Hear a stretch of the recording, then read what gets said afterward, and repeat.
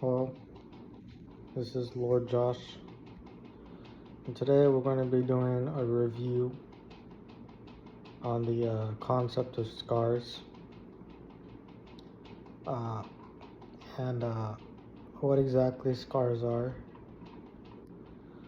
Um, so it's been a great deal of controversy, but not really. But I mean, what else do people have, right?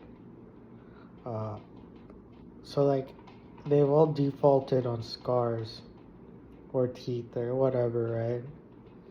And this got us, thinking about this whole concept. Like, first of all, we honestly decided to think that this has to be like a woman thing, because the whole idea is to like LARP and roleplay, right? Just because like your higher ups or whatever, they really can't do anything all that great or awesome. So this false image of perfection, because they're not perfect, they're far from it, right? But they keep on this illusion of perfection to their, those beneath them. And they create these conditions that they go and live by. Because when you challenge them to actually do anything awesome or cool, it's like nothing they do is unique or awesome. But anyway, knowing this, it had led us to believe that this has to be like a woman thing, which then got co-opted onto men. Now, I don't doubt that men have been doing it or believed in it, but it would have been impossible in the past, especially with all the wars and fighting and stuff, to not come out of a battle without one. It's like saying you have this one guy, right, who has survived 100 battlefields and killed a guerrillion people, and then suddenly he gets a small little scar on his cheek or something, and then you have this other guy who spent 10 minutes, and suddenly the one with the scar is no longer having Elohim status compared to the dude who spent 10 minutes. It's this doesn't make sense, But for women, it's different, It's very rarely in history have women actually been on the battlefield. You had the Amazonians, for sure. I know these, I think they're Scythians or something. They're a branch of Scythian women who were primarily into warfare. But aside from these groups, it's only been recently that women have really entered, war zones and battlefields. That you would see that this has become a thing. Now, we were actually browsing on X when we saw this one post about,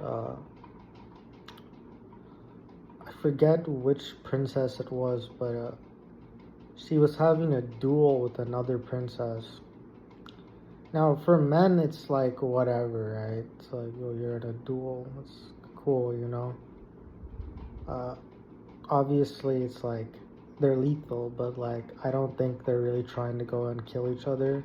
Not pistol duels, just like a fencing type of duel. But for women who got the scar, it was it's over, Your beauty has been cut. You're done. The woman who scarred you is now infinitely more beautiful than you. And this is a big deal for women, because for women, beauty is very important. So the pettiness that goes around in beauty is unmatched, in all honesty. So, like, I can just imagine these two, like, women are having their little fencing duel, and one gets scarred, and she's never going to hear the end of it. Like, it's done. Till the day she dies, she will be reminded of this scar by her peers, by even fellow men, and definitely by the one who scarred her. And, she'll be coping, calling it a badge of honor. But for men, it's like, whatever, I imagine, especially in Nazi Germany, for the men, right? Because they say men, right? But, like, I know they're all, like, LARPing and role-playing themselves. They would do, like, a scarring fencing battle type of deal. Where, like, oh, now you're a man, right? But it's like, how was this the case, right? It's like Hitler was known to be, like, the one who got to role play as, like, Odin. But, like, did he ever partake in any of these fencing battles? And, like, would it matter if he did or not? Because, like, you'd think, right, the one who has the privilege of LARPing is Odin. Like, oh, Odin's never going to lose a fencing battle. Or the one who gets to LARP is Thor. Thor never gets to lose a fencing battle. Like, it's impossible, right? But, like, and then, like, the one who does get to LARP is Thor is like, why did no one get to challenge them, right? But anyway, right? We don't really like this whole women concept being, like, forced onto men, right? It's like almost 100% clear this is a women type of deal. And then, like, different cultures probably have, like, somewhat similar types of conditions. Because, like, at the end of the day, these are all just conditions. It's just something someone can attack on. Because, like, for most people on the earth, everyone can pretty much do anything, right? Like, anything you can do, like, there's another millions that can do the same. That's just the scale we're working with over, 8.5 billion people on the earth. So it's like, it's really, really, really rare to be actually unique on the earth. So when we're dealing with that and the scale and the numbers, it's like, the best people can do is pretend that they're perfect. But we really don't believe that there is anything called perfection, or it's impossible for a person to be perfect on the earth. You can get as close as possible, but getting 100% is impossible. And even if you're so-called 100%, there are different ideals and perspectives which would make what you think is perfection be imperfect. So we find it very interesting that a lot of people attack us on being so-called imperfect, when we don't really see our scars as really anything. They just exist. And when we think we're imperfect, we don't think of our scars as being the reason why we're imperfect. We think there are more and different things that prevent us from reaching perfection. Because what exactly is perfect when you conjure up that in your mind? Some would say, oh, Jesus was perfect, but I mean, was he really? There are accounts of Jesus being a drunkard. Jesus only had 12 followers. You know, there's a lot of questions, more questions that arise and are answered when you go into this whole Jesus thing. But I'm not really here to discuss Jesus. What we've noticed especially is when these individuals appear in different civilizations during different times, people will often make them out to be more perfect than they actually are. Because, you know, it's all like a fishing game in all honesty. If one person gets a mighty one and the next couple 100 years, another group of people, potentially your rivals, get another great one, you want to make the one that you got be unreachable. So you create standards and a false image that make them seem grander or superior than your rivals who potentially get someone who is, in all honesty, as great, but they're just made to seem more so than the one that you got. And you'll actually notice this when reading up on figures like Muhammad, who had some supernatural abilities and stuff like that, which is just impossible to actually possess. Now, if you question a Muslim on this, they will, you know, attack back, and their faith will not allow them to question any of this. But that's just how it is, you know. It's probably been like over 1,000 years since someone like us appeared. Now, there have been great conquerors, there have been great leaders, but someone like us who just appeared hasn't arrived in who knows how long. Which is why people are thinking that, oh, Jesus is coming soon, or oh, Muhammad is coming soon.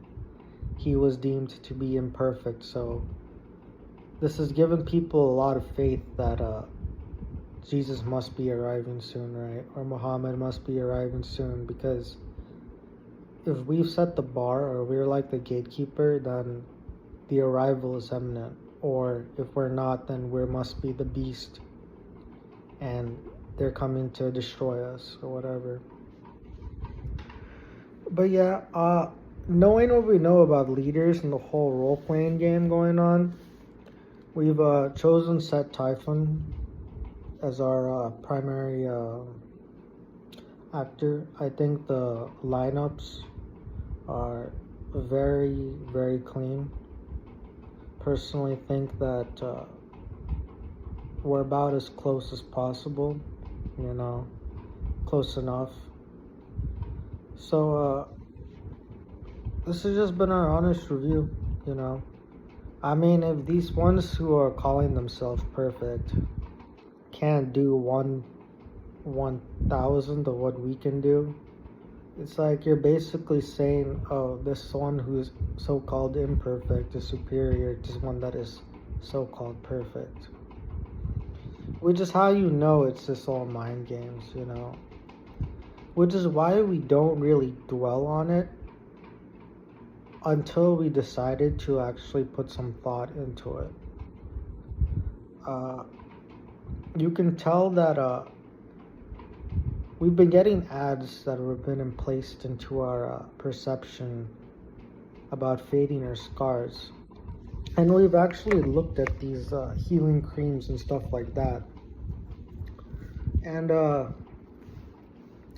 in all honesty, we probably could fade them all away, you know. They would be pretty much gone. But then, you know, they're bringing up the whole part of the teeth.